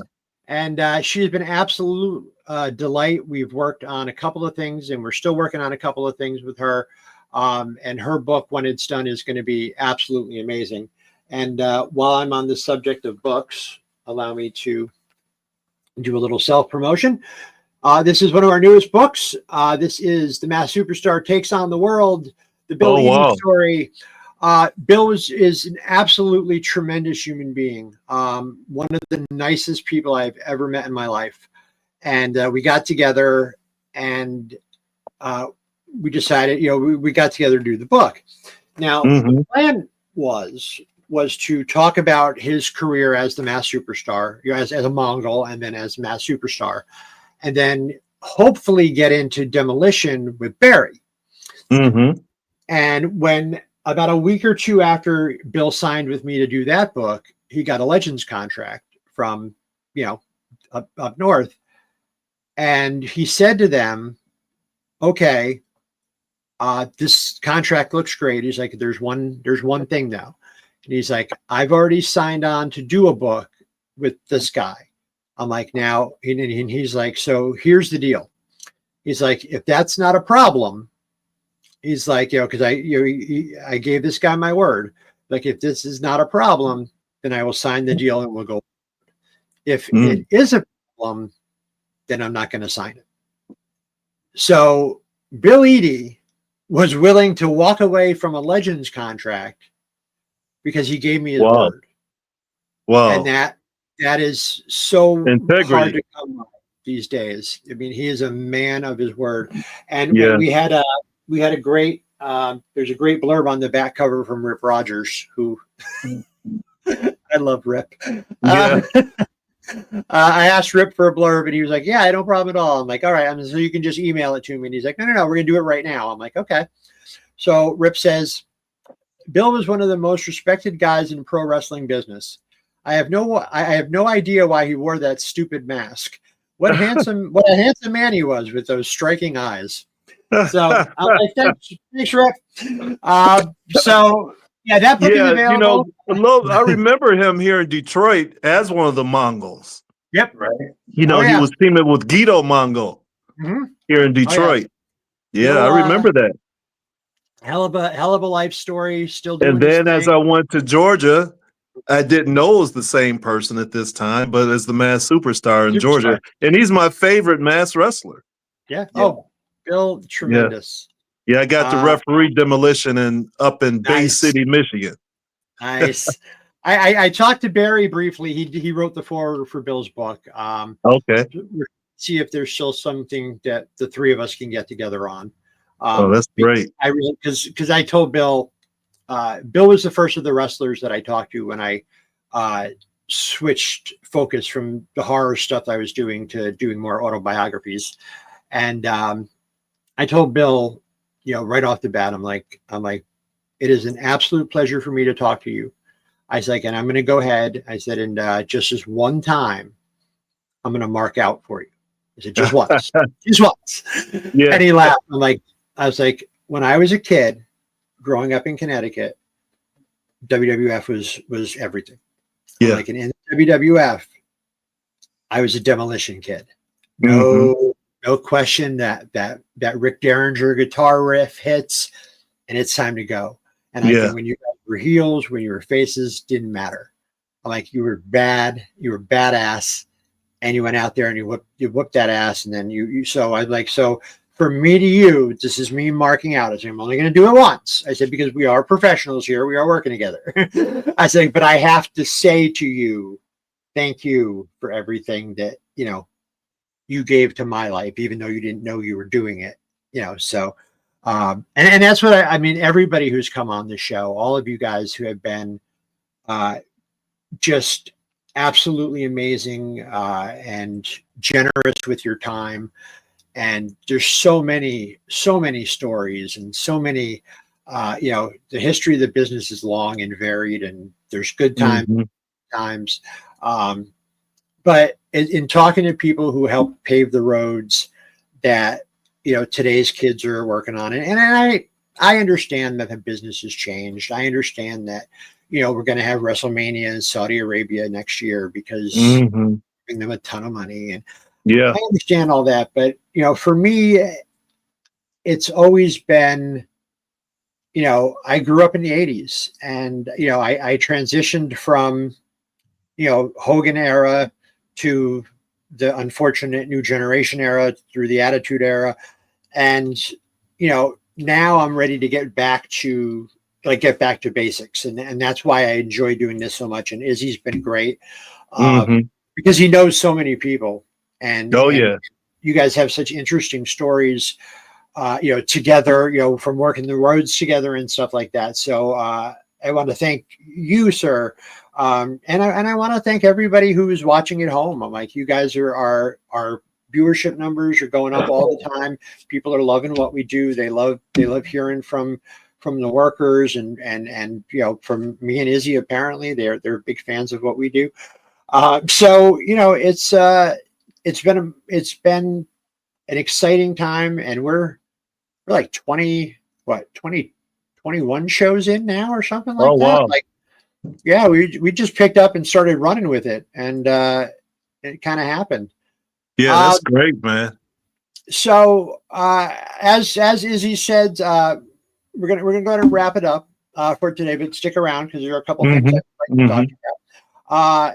What do you have coming up? When's the next time people can see you? Well, every week I do a podcast with Rude Boy Rudy Hill called Wrestling Real Talk, and you can find that on YouTube through Rocks TV. And we do a podcast. It's mainly about wrestling, but we talk a little music too. And we haven't had any guests so far. But me and Rudy, we just go out there and it's just back and forth. Sometimes we're arguing and talking about everything wrestling. Right. And do have a show coming up at the end of the month at Taqueria El Rey in Southwest Detroit, and for International Big Time Wrestling. And that will be October the 19th. Excellent. In Mexican Town on Bagley at Taqueria El Rey. Nice. But you can find me on Instagram, A T Huck 123. I'm on Facebook. I got tons of pictures. Everything right there on my social media pages. Awesome. So, folks, we will include links and everything to that so we can follow our friend here as we all continue to move forward in a positive way this year and coming up into next year. Izzy, any closing thoughts? Man, it's been an absolute pleasure, Huck. I told THC Chris, I told you that we had to get this guy on, and this has been our longest episode, and it's breezed right by. Man, wow. It's been an absolute honor, and again, thank you for everything, Huck. Really, thanks for having me, man. I'm so glad you hit me up to invite me on your show. It was nice meeting you, Chris. Nice to meet you, sir. Hey, maybe we can do it again because there's a lot we didn't touch on. Oh, absolutely. We've got some ideas, sir, and we're going to sign off here, and everybody else should possibly stay tuned. Yes, and we will be back on Sunday, and our guest will be Alex Jaffe, stand-up comedian and wrestling historian. Oh, yes, wow. indeed. So that'll be a good show, folks. So we will see you on Sunday, 4:20 Eastern Standard Time, for the next WMW podcast. This has been Rezin with the THC DOGG, Mr. Izzy High, and the very, very cool and very gracious Mr. A.T. Huck. Folks, this is a little ad for a movie that may or may not have been written by someone who looks like me. We'll see you next time.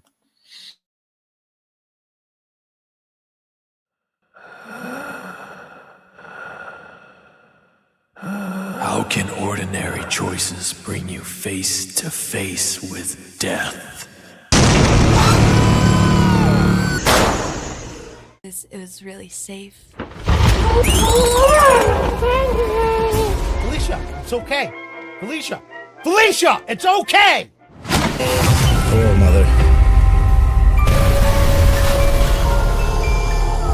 I think it's so amazing that you can reach people's deceased loved ones. Well, some people have unfinished business, and that's why they stay.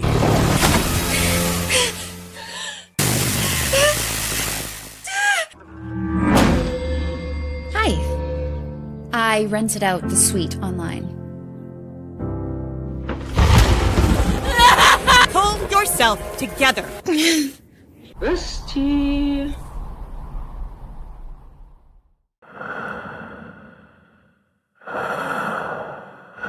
Will you dare to open the door?